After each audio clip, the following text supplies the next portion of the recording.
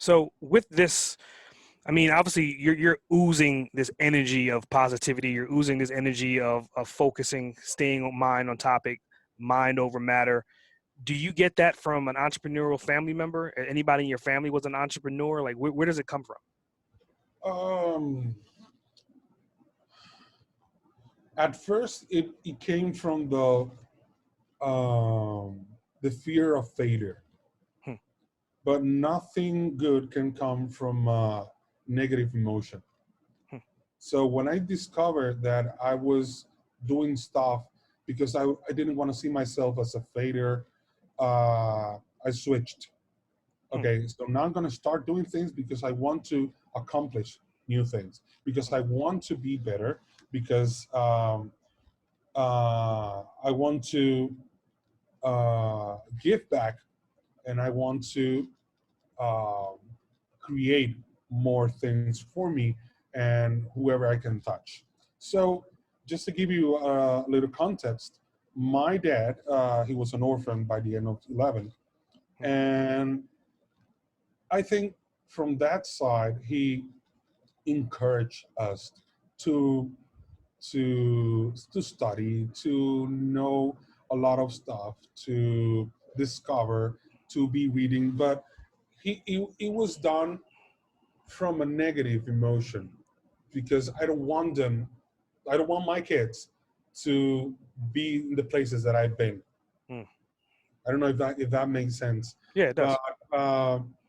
when you start acting out of fear, you're never satisfied. You don't get to go to bed at night and say like, wow, I didn't do anything. I enjoyed myself today at the country, at the beach or whatever, and I feel very proud about it. You're always like overachieving.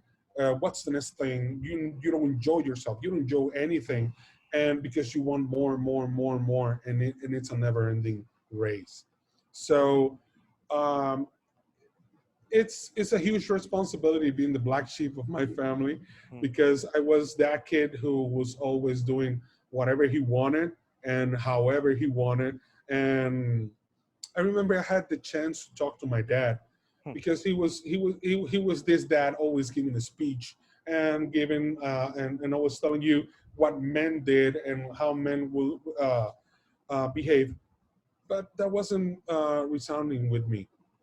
And I always stay shut. I mean, I never replied to anything that he said. But whenever, I mean, when we had the chance to talk about it, I said like, you know what? Because in here, my ideas, I could be myself, and I wouldn't, and I never put that into the hands of nobody else than me. Hmm. Because then when you do that, when you try to find your purpose, your happiness in someone else's, it's up to their context, it's up to their judgment, it's up to whatever they're feeling at that moment. And okay, so when are you going to start doing to yourself by yourself?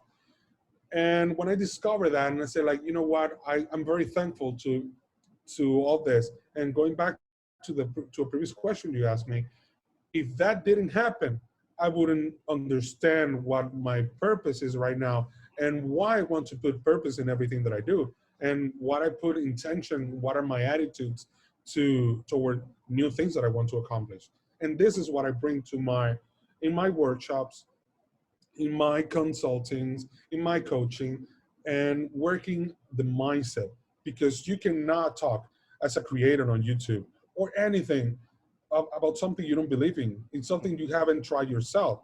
So if you want to talk about, I don't know, um, making music, and you got your guitar, and yeah, you're playing this, but you're lacking emotion, then people see through you and they don't stay there, because it's more than just playing an instrument.